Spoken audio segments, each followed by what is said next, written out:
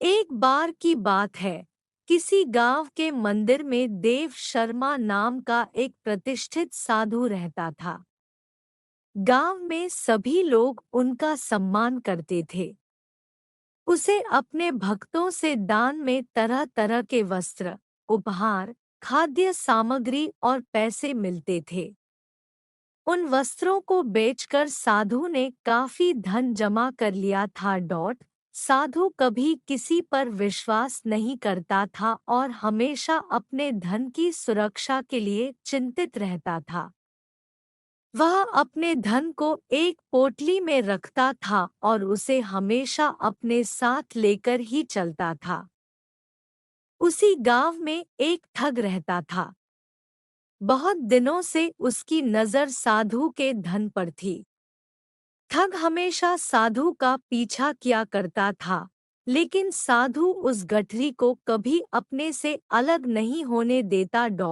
आखिरकार उस ठग ने एक छात्र का वेश धारण किया और उस साधु के पास गया। उसने साधु से मिन्नत की कि वह उसे अपना शिष्य बना ले, क्योंकि वह ज्ञान प्राप्त करना चाहता था। साधु तैयार हो गया और इस तरह से वह ठग साधु के साथ ही मंदिर में रहने लगा।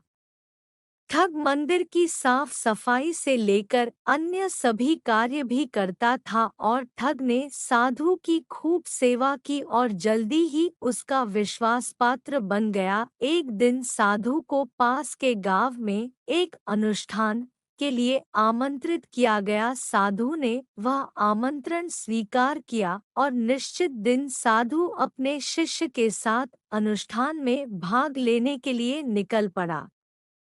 रास्ते में एक नदी पड़ी और साधु ने स्नान करने की इच्छा व्यक्त की। उसने पैसों की गठरी को एक कंबल के भीतर रखा और उसे नदी के किनारे रख दिया।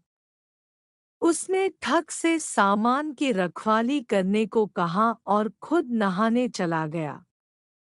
ठग को तो कब से इसी पल का इंतजार था।